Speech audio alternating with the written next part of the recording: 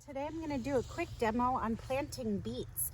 One thing that I like people to remember is to plant the beets far enough apart so that they appear the size you would like to harvest them. What I mean by that is each individual spacing needs to be the size of the beet you would like to buy in the grocery store. So here we have 2 beet starts. I've teased them out from each other out of the pack. These are yellow beets. And you're going to imagine the size of the beet that you'd like to eat, for instance, this big around, and that's the spacing between each beet in the garden. Make a trench, lay your beets out,